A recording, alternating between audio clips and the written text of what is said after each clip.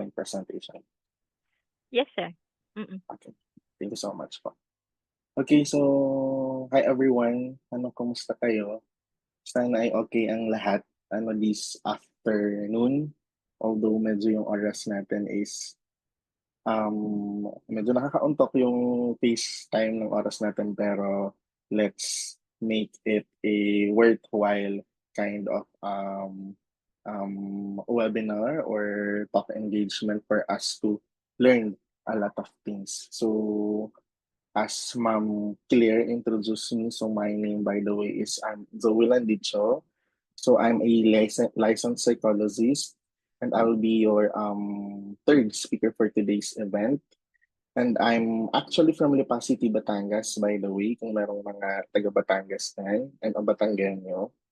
And then first, I just want to thank the CNE, Adaptive Learning Solutions, Ma'am Me, Ma'am Claire, and all the team behind for inviting me and giving me this wonderful opportunity to speak. Thank you so much po. And I am so much happy to be here with all of you, especially po sa ating mga college students. It's nice that we have this kind of space where we can learn and connect, especially nowadays with everything that is happening in our country. Recent natural calamities, Bagyo, Lindol, and everything. Those things can really add up in our everyday struggles or adversities. 'Di ba? Whether we're working as a professional or studying, depende sa kung anong program ang meron tayo.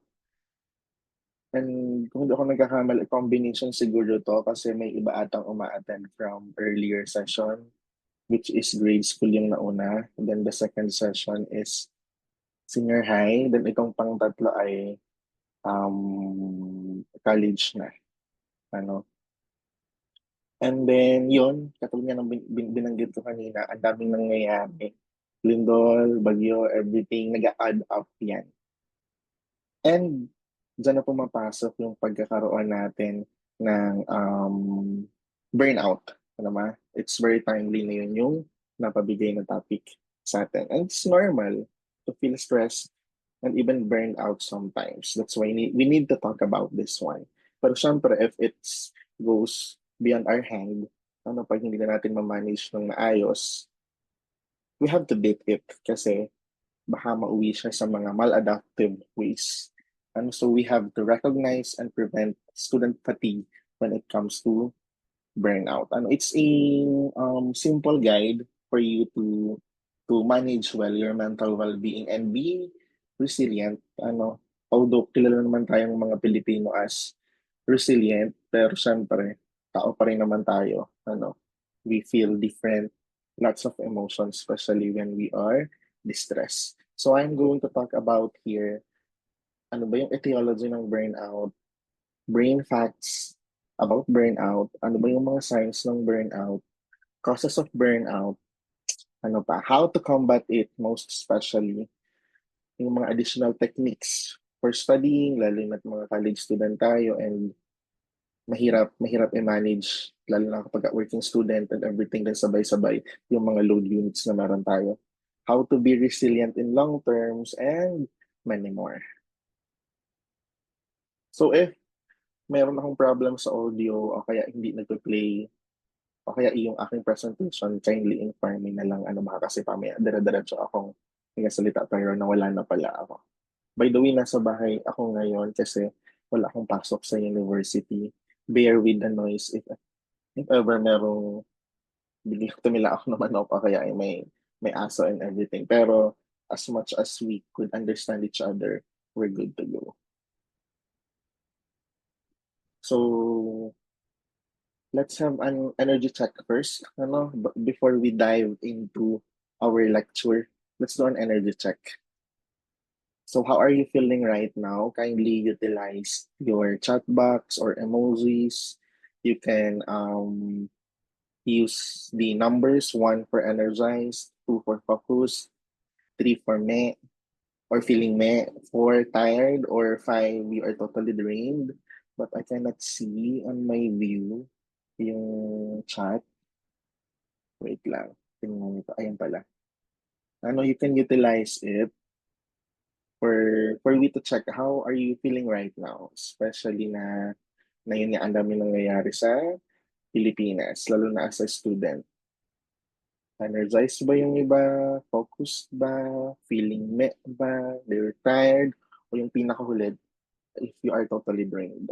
You may type 1, 2, 3, 4, and 5 for easy um, for easy identifying your response. O kaya if meron kayong multiple emojis, pwede niyong gayahin yung emojis na nakalagay dyan. So yan, meron akong mga nakikita ng mga emojis sa aking screen. Others are one, they are energized, good for them siguro dahil nga bagong kain lang. Kasi nga after ng lunch, yan. Others are one. So yan. So silence is fine, just pick the number you resonate with. And if others are totally drained, tired, don't worry. Kaya nga, meron tayong webinar na to. Let's decipher everything about burnout.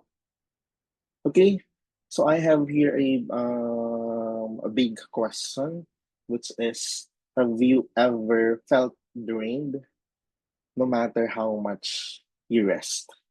Natanong na ba natin sa sarili natin to? And it's a big question. Have you ever felt drained no matter how much you rest?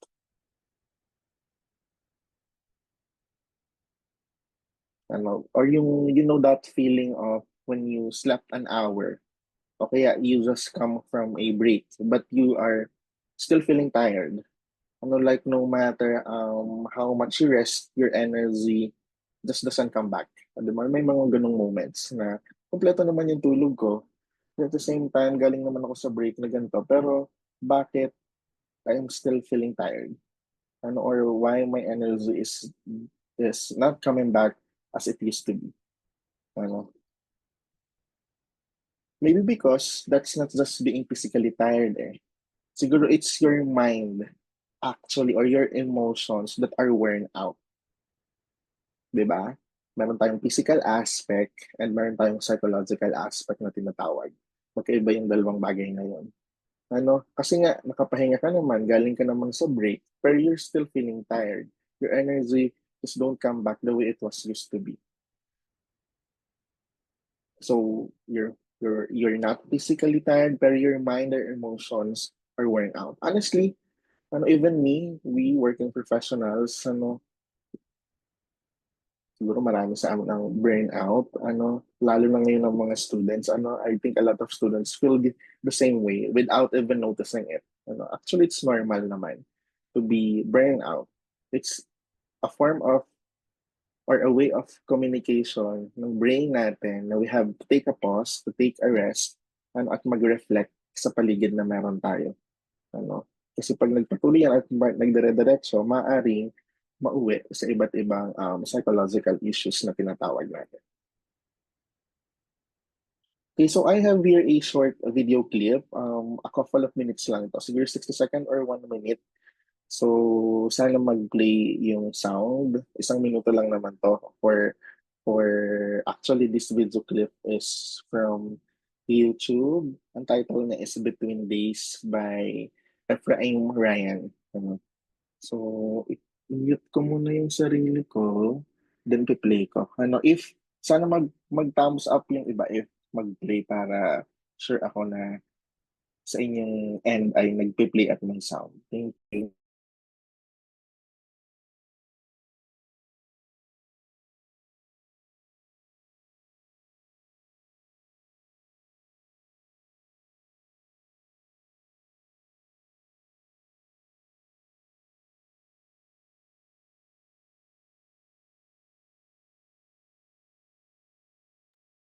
May sound po ba? Hi, sir. Wala pong Please, sound. sige, Opo. check ko lang po saglit. Mm.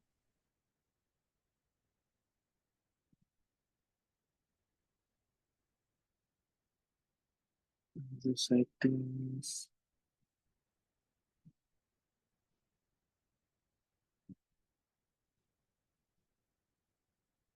Ulitin ko lang po yung aking presentation. Baka need kong i-click doon sa may share option yung enable sound. Mhm. Go ahead, sir. Sige po. Sige po, ulitin ka lang po ulit.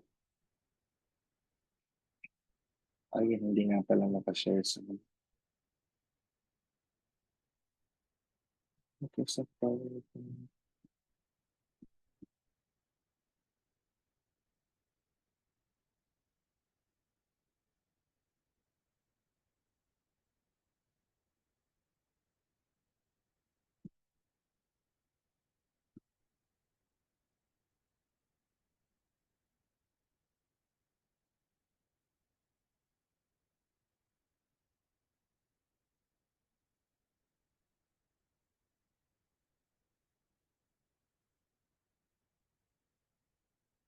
Mhm.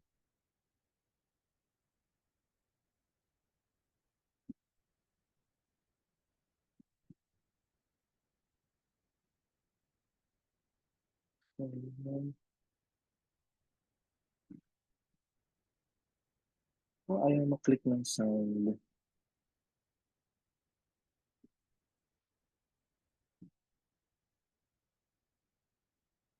Sige, anyways, ayaw nang ma-click.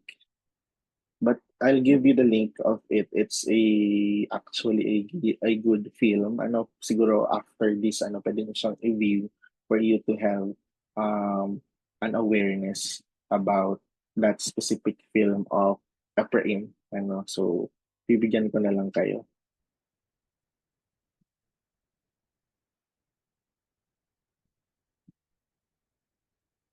Yes,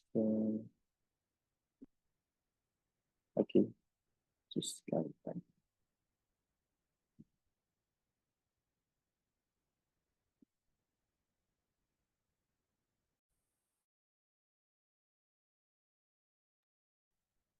Pero I think kahit wala siyang sound, ma-identify natin kung ano yung hidden message ng video. Ito lang naman is 60 seconds. Play ko ulit.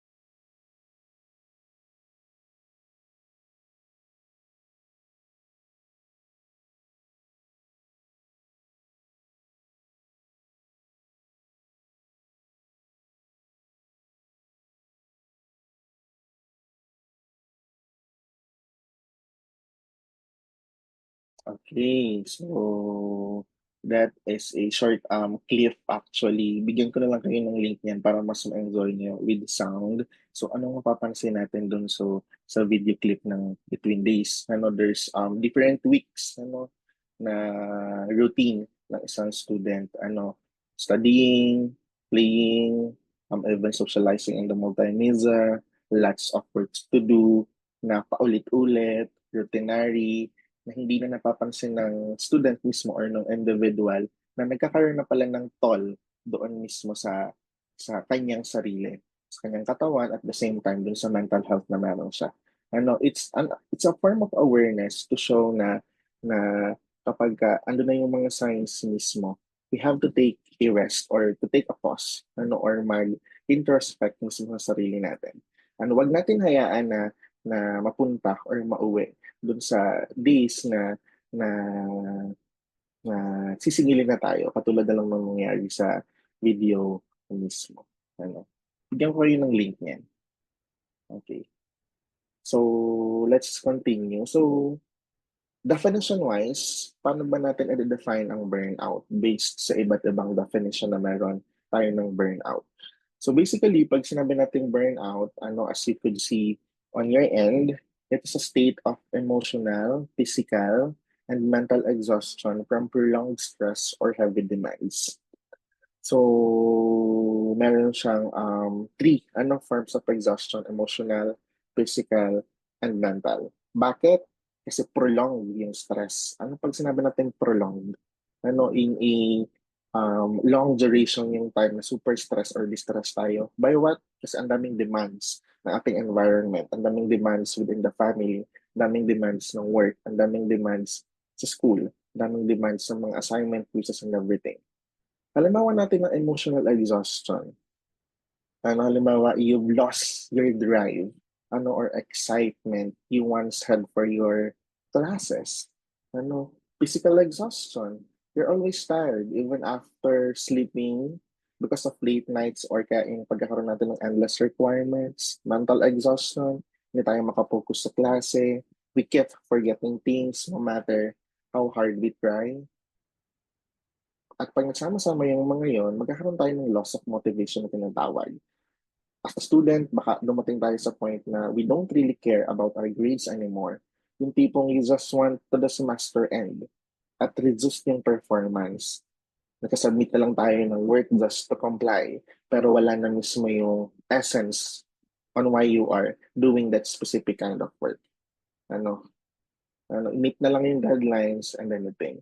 So the term was introduced by Herbert Fredenberger on year 1974 actually to describe exhaustion and loss of motivation in helping professions. So sa definition wise niya actually nagmula siya sa correlation or relationship niya para sa mga working individuals. Kasi mas doon apparent yung burnout. Pero syempre ngayon hindi lang naman yung mga nagtatrabaho ang nabe-burnout.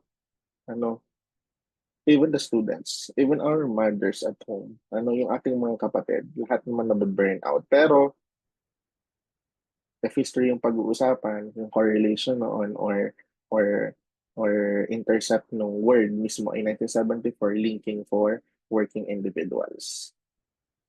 So, another information about it, year 2002, Scofley et al. Defined student burnout naman as exhaustion, or cynicism. Cynicism toward school and reduced academic efficacy. And then today, it's seen as a result of academic pressure, heavy workload, and poor balance, showing importance of mental health and resilience. Lalo na ngayon as a college student, kasi nga, I'm an educator din ng mga psych students ko. Minsan meron silang 20 plus units na loads na subjects, and then minsan sabay-sabay ng mga tasks, sabay-sabay ng mga semestral projects and everything. Minsan they are kinakausap nila ako kasi hindi nila alam ang gagawin kasi baka mawala daw sila sa scholarship, ganun, kasi sobrang dami ng workload and everything. Lagi ko lang sinasabi sa kanila, kailangan lang natin mag-take ng pause, or tumigil mismo, or mag-rest for a while. Hindi naman siya sign na, na yung tipong end na or nagpatalo tayo doon sa mga gawain. So, sign na kailangan mo lang ulit mag-recharge. So, pag-usapan naman natin, ito pa pala yung isa. Actually sa field namin ng psychology, meron kami tinatawag na inventory. Pag sinabi natin inventory, it's a form of psychological tests. As a psychometrician or psychologist, yan, ini-utilize namin tong mga inventory na to para i-measure yung level ng exhaustion or burnout ng isang individual. At meron tayong MBI actually, Mass Lack Burnout Inventory. Meron siyang 3 dimension para ma-measure yung emotional exhaustion, depersonalization, and reduce accomplishment ng isang tao. Pero syempre, hindi naman tayo magdidig deeper on that. But if you are actually want to know, merong inventory mismo, kailangan lang mag-seek kayo ng help sa guidance and counseling office mismo o kaya kung may psychology division kayo para ma-administer nila sa inyo ng maayos yung inventory. And then by the year 1980s, nakalagay dyan, to 1990s, the concept expanded to students. Hindi na lang siya para sa mga nagtatrabaho lang, showing similar patterns in academics. Actually, mas apparent din siguro talaga sa mga student ang burnout. So, brain facts, ano about burnout?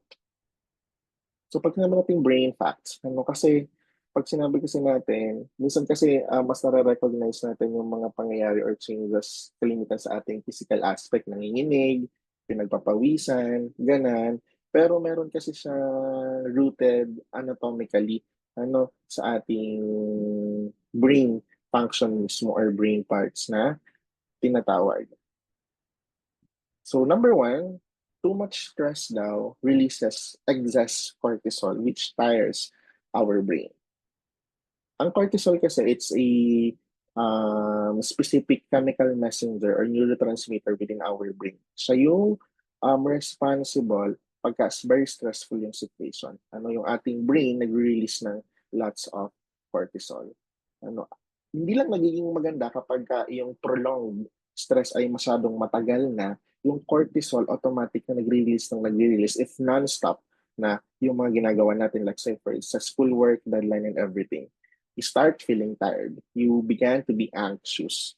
And minsan we mess up sa ating sleep, hindi tayo makapag-focus at naaapektuhan yung immune system natin. Nag-manifest na sa katawan natin or in uglier ways. Second, focus and memory get weaker as our brain thinking areas slow down. Yung gray matter natin, sa ating brain, yun yung mga grayish matter, pagka burnout na tayo or super stress, nag-shrink yan. Nag-shrink yung mga gray matter? Pag sinasabi ng nag-shrink? Nagko-compress or lumiliit. Kasi nga, nagiging weak yung connections or neural patterns mismo. Pagka ganun, pag nag-shrink yung focus and memory, nawawala. Third is yung amygdala, yung sa deep, pagka we're going to the deeper structures ng ating brain, merong specific portion na nasa bandang gitna at amygdala ang tawag. Ang amygdala kasi, pag naging overactive siya, nagkakos siya para maging irritable tayo at nagiging anxious. Kasi ang amygdala is fight and flight response for fear. Lalo na pag burnout tayo, overactive din si amygdala. 4, yung reward system, nagdadulls. Ano pag sinabi natin reward system? Halimbawa, if you accomplish something, natapos mo isang task na to, you are very motivated. Gagawin mo ulit ng paulit-ulit, ganito, ganyan.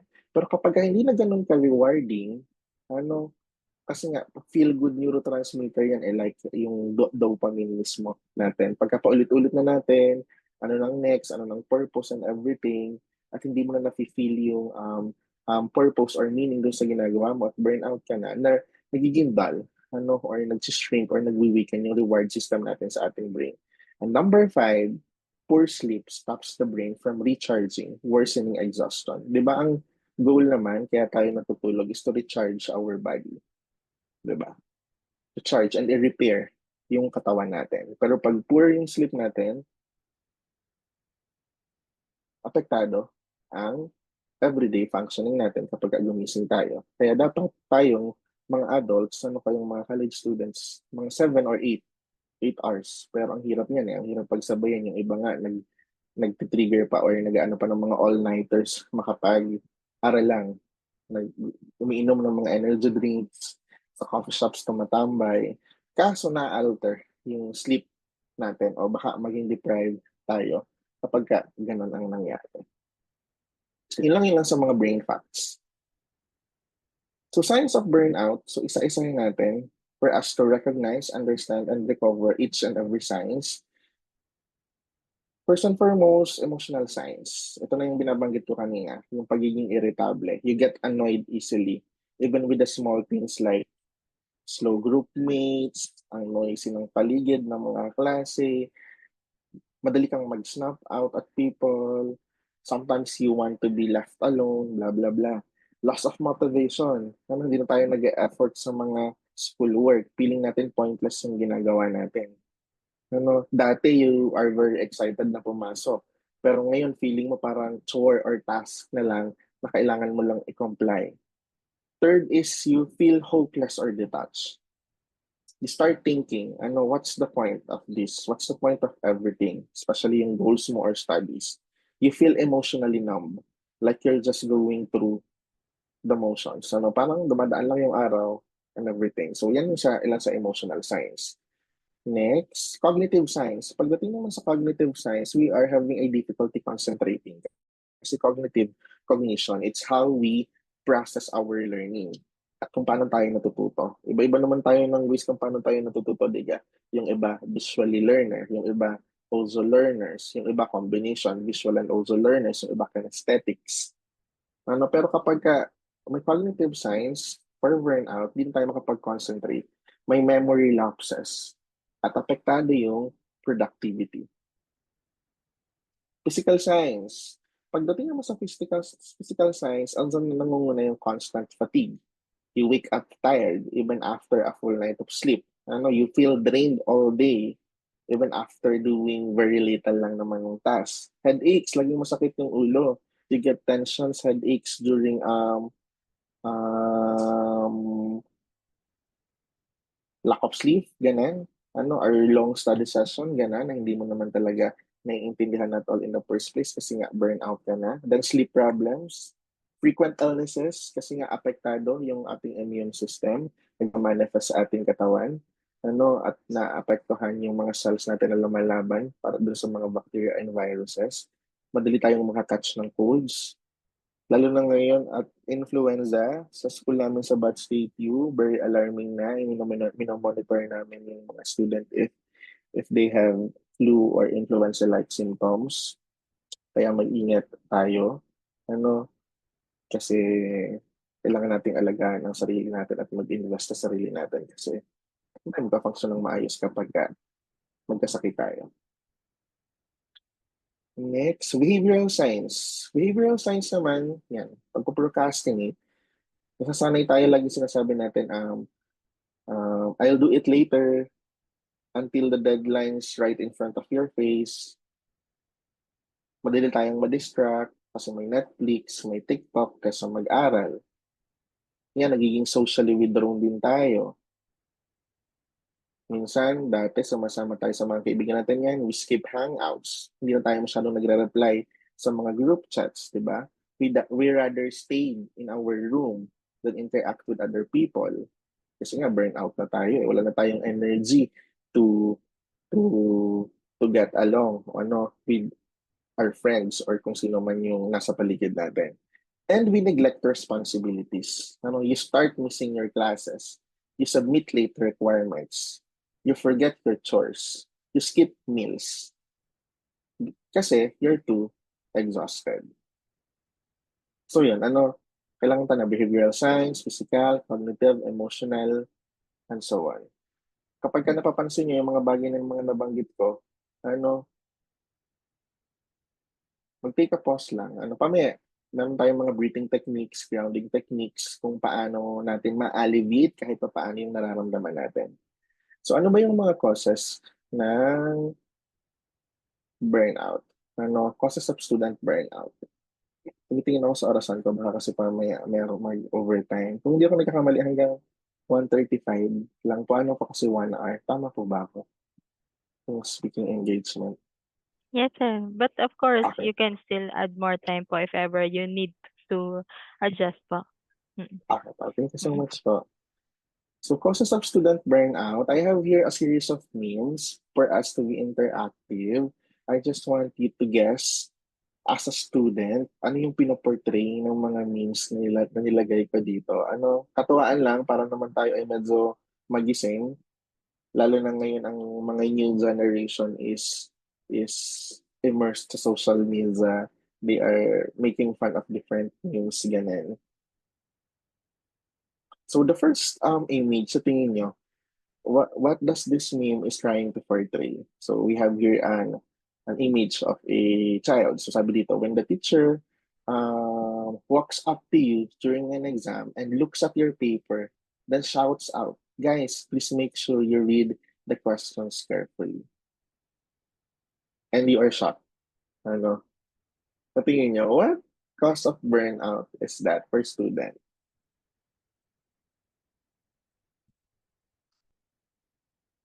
Tingnan natin kung may nag-comment or what. Pero nakikita ko yung mga reactions ng iba kasi baka relate sila. Actually, this is pertaining to academic pressure. Yun yung isa sa nangunguna na causes ng burnout mismo. Ano ba? Like, ano ba yung mga academic pressure na yan? High expectation, heavy workload, exam stress, and everything. Katulad yan, guys, please make sure you read the questions carefully. Nape-pressure tayo, lalo na kapag hindi tayo nagbabasa ng direction. Ano, lagi kong sinasabi sa mga students ko, parang hindi masayang yung inaral ninyo, read between the lines. Basahin ng maayos yung mga direction or instruction. Next, yan, another one. It's another meme, ano famous meme. We have there two buttons, edit tiny grammatical error or leave post unedited.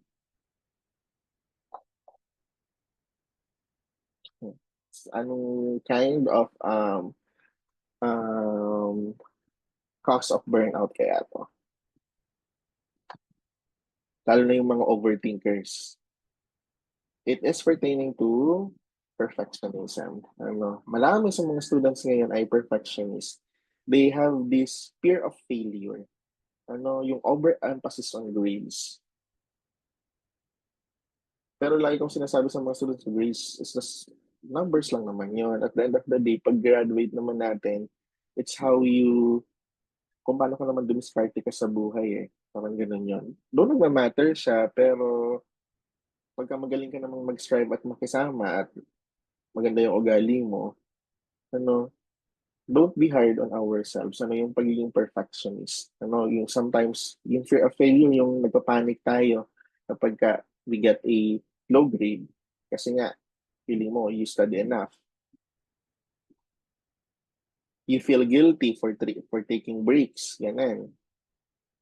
You care more about the numbers kesa dun sa kung anong naaral mo mismo. So it's pertaining to perfectionism actually. Next. Yan, we have Drake there. We have two kinds of Drake there. Studying 2 weeks before the exam, and then you cram the night before. The key word there is cramming. So it is pertaining to poor time management. Marami naman tayong oras actually. Tayong mga tao. Diyan naman yung oras. Kaso it flies away. Lalo na kung tinitake natin for granted yung oras natin. Yung tipong nagka-cram tayo. We wait until the night before an exam to start reviewing. You rush to finish a certain kind of paper. At sabi mo, may bukas pa naman, kaya ko naman gawin yan ng madaling araw. Hindi ka naman nagising agad. Napasarap ang tulog. Kailangan may structured yung study habits na meron tayo. Parang kanina yung second session ng talk is all about time management. Kung hindi ako nagkakamali. Ano yung mga to-do list ng mga application na pwedeng gamitin. Kung naka-attend kayo kanina, very informative siya kasi nakinig din ako kanina. Connected to actually tong burnout na to dun sa kung paano natin i-manage ng maayos yung time natin. Another thing is, yan, when all you want to do is sleep but attendance counts for 15% of your final grades. Wala kang choice yan. It's a meme ha. It's a funny kind of meme yan. Nagdala na lang siya ng kumot doon sa session or sa sa lecture hall. So, it is pertaining actually to lack of balance. Limited yung sleep, minimal yung social and recreational activities, nagpo-pull out tayo ng all-nighters, we're always tired, ganan. Yan, wala na tayong masyadong time para talaga i-exhaust yung mga resources na meron tayo. Then the last one, sorry. Yan, last meme is yan. We have si Buzz Lightyear. Laptops and tablets for every student. Shopping and social networking only. So this meme is pertaining to, sa tingin nyo, which cause of burnout? Technology. Right. Social media, yung mga online distractions natin. Shopee, ganun, TikTok Shop. Kasi tayong mga tao, mahilig kasi tayo sa instant. Social media offers us an instant kind of things. Ano, even yung pag sa shop, ganun, entertainments and everything, online distractions. Beware nga lang doon sa mga sinishare natin online. Like doon sa first session kanina.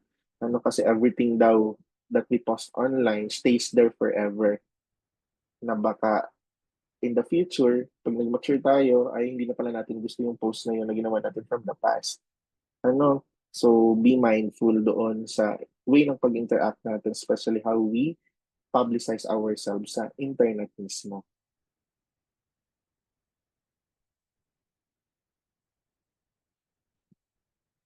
So, yun na lang, ang ilan sa mga causes natin. So, technology, lack of balance, ano pa, poor time management, pagiging perfectionist, and academic pressure. Ano, yun yung ilan sa mga common causes of student burnout. Let's now move on kung paano naman natin ito-combat. Ano, paano natin lalabanan kahit pa paano ang burnout mismo. So, combating the burnout.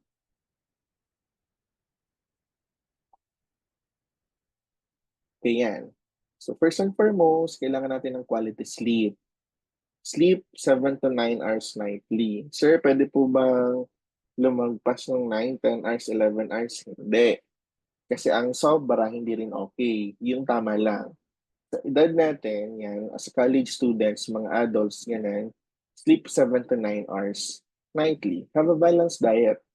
Ano, eat a variety of fruits, vegetables, and protein. Ano yung healthy para mas mag-function tayo ng maayos.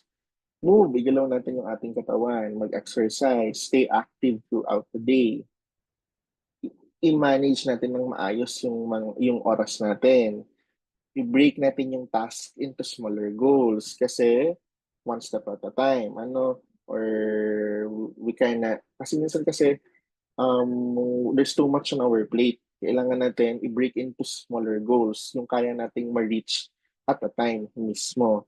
Gumamit tayo ng mga planners. Ano, Pomodoro, pag nag-aaral, alam niyo yung Pomodoro technique. Sa mga Zansi kalimitan yung ginagamit ay Pomodoro. After 25 minutes, they have this specific break na 5 minutes. Hindi mo na namamalayan, ang dami mo na palang natapos, pero hindi ka ganun ka exhausted sa screen or dun sa binabasa mo. Kasi you're taking it in a time spacing mismo. Ano, meron kang 5-minute break. Second is setting boundaries. Learn when to say no. Diga. Say no when needed. Hindi laging yes lang ng yes. Hindi mo na nga kaya. Learn to say no.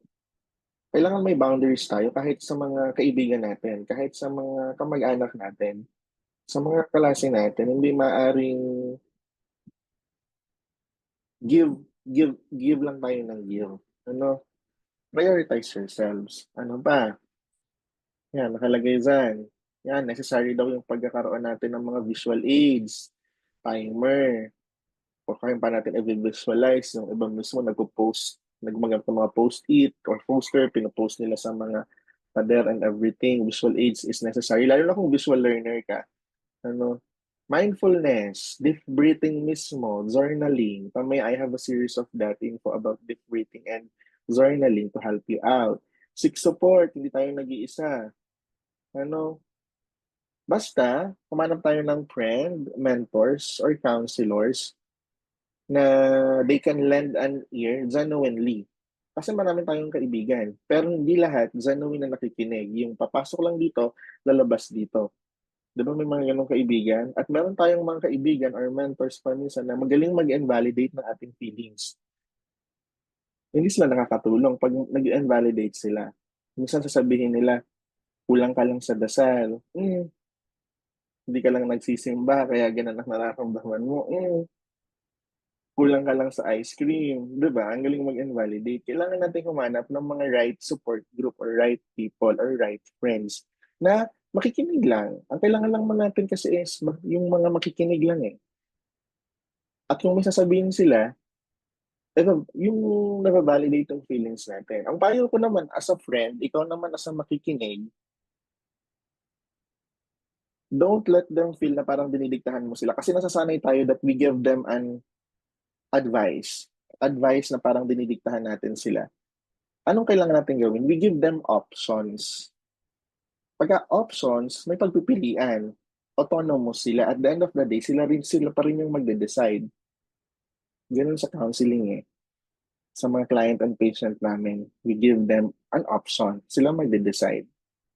Hindi yung single advice na ganito dapat ang gawin mo, ganito, ganito, ganyan. Kayo as a genuine friend, give them an options. Hayaan mo silang mag-decide para sa sarili nila. Maliwanag po. Ayun. At saka, i-validate natin yung feel. Basta yung tama naman yung appropriate yung ginawa nila or behavior nila. Baka naman pamaya may naapakan silang ibang tao or feelings ng ibang tao, binavalidate nila tama. Hindi naman ganun. Tayo naman may sense of morality. Kaya natin i-discern of what is right and what is wrong. Next is positive reframing. Reframe natin yung mindset natin.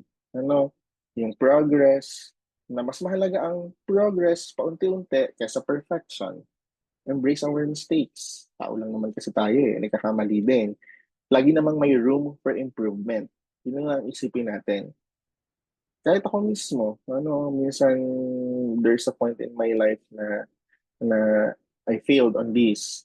I have a mistake on this na sometimes ay sinisisi natin yung sarili natin. Pero it's a learning opportunity or a learning curve. So there's always room for improvement. I-reframe natin yung mindset natin na normal lang na magkamali. So I have learned additional techniques to combat burnout, especially when you are studying, kasi nga mga college student. Mabilisan lang to kasi yan, malapit na yung oras natin. So, yan, Feynman technique. Are you familiar with Feynman technique pag nag-aaral para hindi tayo masyadong ma-burnout at para mas madaling ma-retain yung information sa atin? Pag sinabi natin Feynman technique, you teach what you've learned in a simple terms. Ano ibig sabihin nun? Humanap ka, halimbawa, ng 10-year-old na bata. Explain mo sa kanila in a simpler terms yung inaaral mo. Kung hindi mo siya ma-explain clearly doon sa bata na 10-year-old, it means that you don't fully understand what you are really studying.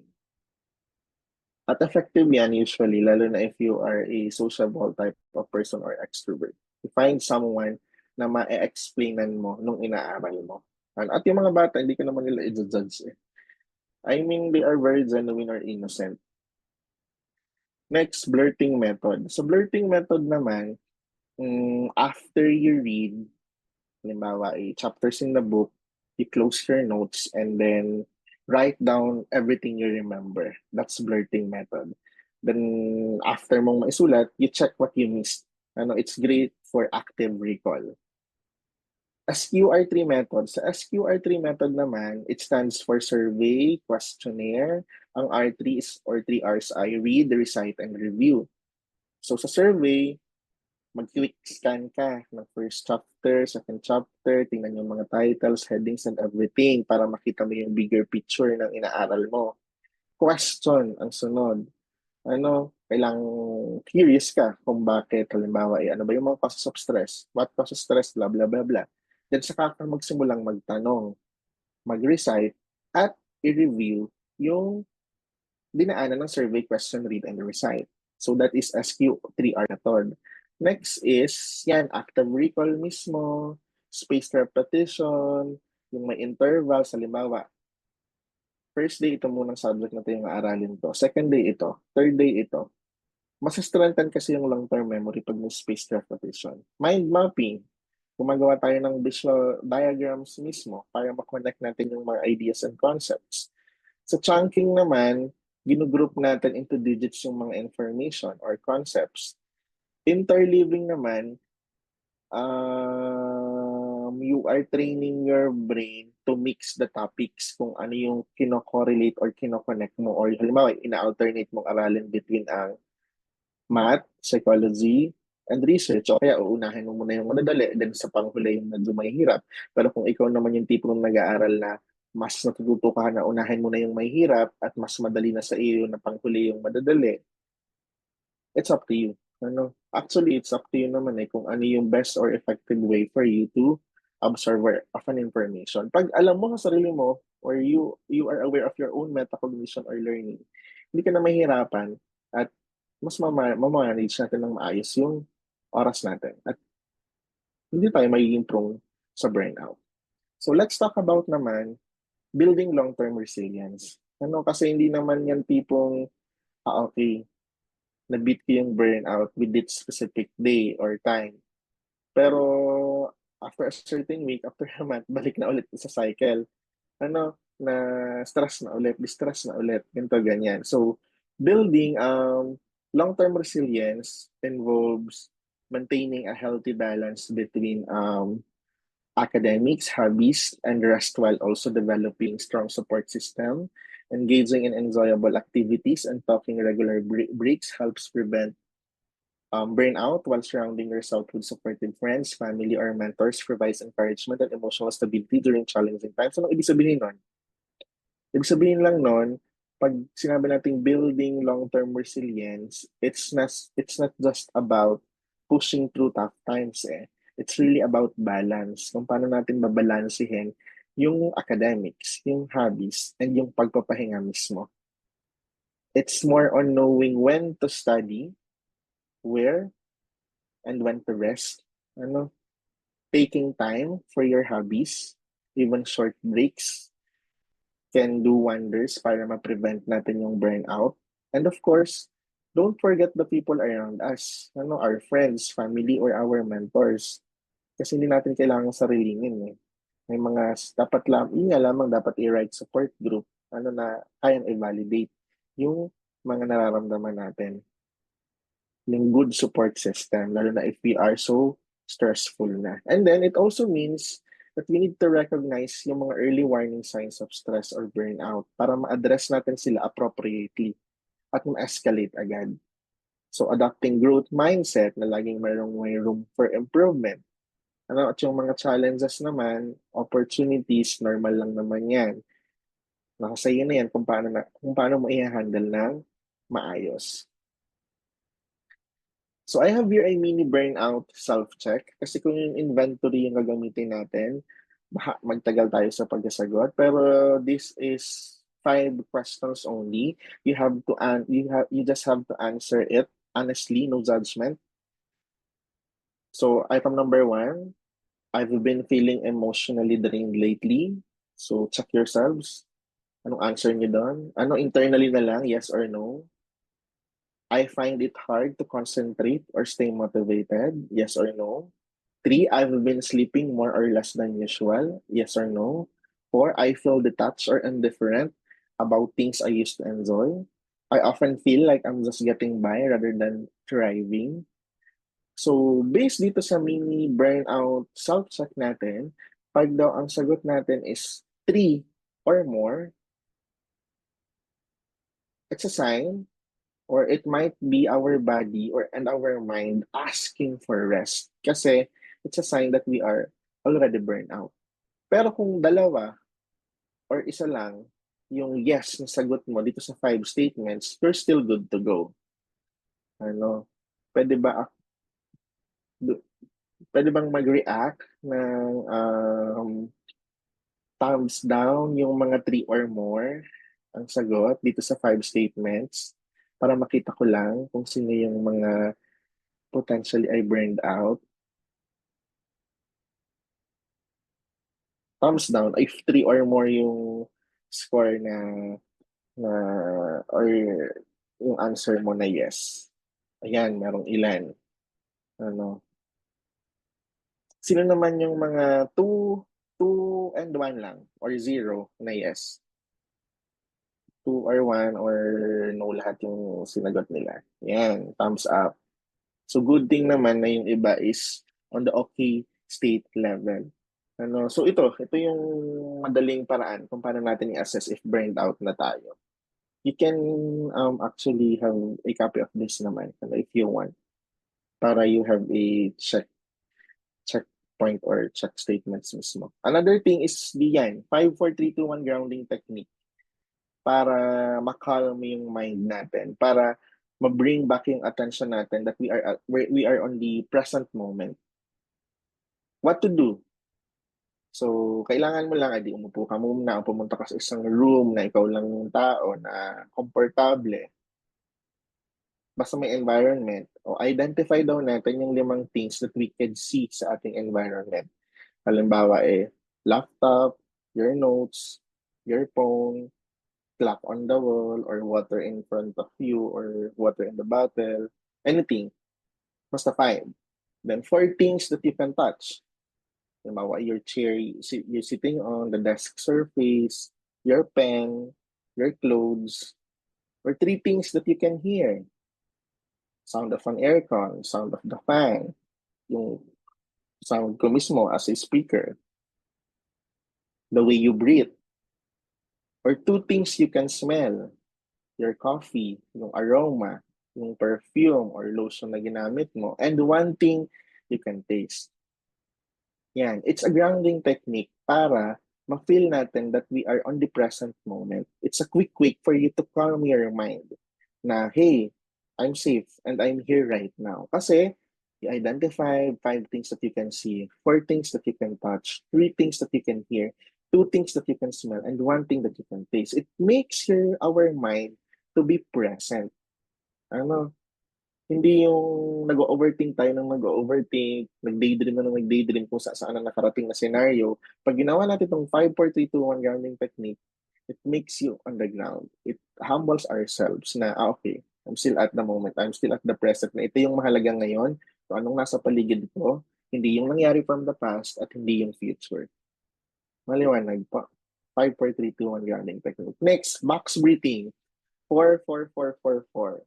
Ito naman, ang purpose naman nito is para ma-slow yung heart rate natin at ma-reduce yung stress. Paano? Inhale through the nose for 4 seconds and hold it for 4 seconds. Then exhale through our mouth for 4 seconds and hold again for 4 seconds. For example, inhale for 4 seconds through our nose. Hold for 4 seconds. Then exhale through our mouth for 4 seconds and hold again for 4. Then repeat 3 to 4 rounds. It's slower heart rate at makakatulong siya para ma-reduce yung stress natin. Lalo na kung we are feeling anxious and overloaded by a lot of things. Para ma-regulate natin ng maayos yung nervous system natin at ma-restore yung calm and focus natin. Physical grounding technique. Ito naman, ito maganda rin to kasi may movement para ma-reconnect yung mind and body natin. 1 to 2 minutes lang siya. Roll your shoulders, for example, is for 20 counts. And then stretch your arms overhead. Then take 1 deep breath. At yung panghuling position is you feel your feet pressing on the floor. Tanggalin niyo yung niyo, halimbawa, sapatos, o kaya kung nakasanelas man or anything, i-feel niyo lang yung ground using your feet. Kaya siya grounding technique. Para ma-feel mo that you are still present at the moment. Feel your feet pressing on the floor. Lalo na kapag nag-overthink tayo. Yung simpleng yan, makakatulong yan kahit pa paano. Roll your shoulders, stretch arms overhead, take 1 deep breath, and i-press yung paa. Sa ground na kinatutungtungan para ma-realize mo na yung tension, nafo-focus natin doon sa ground mismo or nagre-release natin. Next is, mindful journaling. Siguro para sa iba, corny na magsulat or mag-journal. Pero sa tunay, it's a form of how we vent out our frustration, our anxieties, or yung mga things na ino-overthink natin. So why it works, burnout can create emotional clutter. Writing helps us to process our name emotions, giving a sense of control. But do I need more of this and less of right now? Basta to use end of the day or weekly reflection. Mag-journal. O kaya kung tinatamad mag-journal, pero ikaw talagang super distress na, kumuha lang ng isang sticky notes, isulat lahat ng frustration, lahat ng galit, pumunta sa banyo, sa may CR, gusutin yung papel, itapon sa ang tawag doon, sa bowl mismo, and i-flush mo. Tas pagmasdan mo habang nagpa-flash yung papel na naandun lahat ng frustrations mo, gagaan yung pakiramdam mo at yung galit mo maiibisan. Kasi, you see it, ganun lang pala, isang flash ko lang, yung mga frustration na sinulat ko and everything, ay mawawala na. Eh sir, paano naman kapag tabo lang yung gamit namin? Ayun, baka, baka lalong mas stress kung tabo yung kasi yung iba walang flash eh.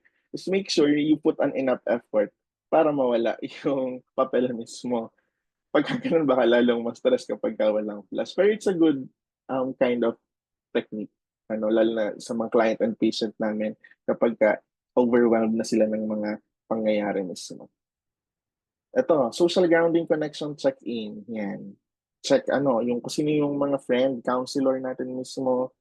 Tayo naman, meron tayong guidance counselor sa school. Meron lang ang misconception kalimitan na napapagkamalan natin na disciplinarian ang mga guidance counselor. Actually, hindi. Dapat separate office yung students discipline office eh. Guidance counselor is counsel tayo. Mapagsabihan natin sila. Yan naman yung safe space lagi. Ano, I mean, confidential lagi. Lahat ng sasabihin natin. Unless otherwise ordered by the court or may ginawa kang masama. Minsan na occupy din or kaya nilang mahanap yung mga records na gano'n. Social grounding naman ang tawag nito, connecting with other people. So key takeaways, ito na yung pang last slide natin. Burnout is actually a signal. Signal para magpahinga. Signal para sabihin mag-take ng pause or break. And it's not a weakness. It's natural. Natural response ng body. Na sinabi, kailangan mong magpahinga, mag-take a pause, mag-contemplate. Then prevention is better than cure. Kaysa mauwi tayo na na-hospital na, lumala na yung immune system. Balance and self-care are essential. Learn when to say no, boundaries natin. Unahin muna natin yung sarili natin. Yung kasabihan na, we cannot give what we don't have. Diba? Unahin mo munang punan yung sarili mo, bago yung iba. Kaya necessary na mag-say no. Lalo na kung hindi mo naman talaga kaya. Di ba, lagi tayo nasabihan, ay, kaya ka hindi ka nag-grow kasi hindi ka umaalis dun sa comfort zone mo. Iba-iba kasi tayo ng sitwasyon. Maaring wala kang, I mean, yung iba kasi, privilege na marami silang backup plan. And paano naman yung mga ibang individual that they only have one shot in their life na kailangan yun lang yung masecure nila. Minsan hindi natin kailangan sabihin na hindi ka kasi umaalis dyan ganito, ganyan. Ay, hindi naman kasi lahat ay privilege enough. Minsan kasi na-invalidate yung feelings natin. So yan, balance, self-care are essential. So I have your famous quotation by a famous writer, Anne Lamott. Sabi niya, almost everything will not work again if you unplug it for a few minutes, including you. Medyo malalim yun, di ba? Let's unplug sa lahat ng meron tayo sa ating environment if needed. Kahit konting segundo lang, mag-breathing techniques, mag-grounding techniques, mag 4x4, 4x4, especially yourself. Huwag natin iiwan lagi ang sarili natin. Again, we cannot give what we don't have in the first place. And then, here is the references of my presentation po. Thank you.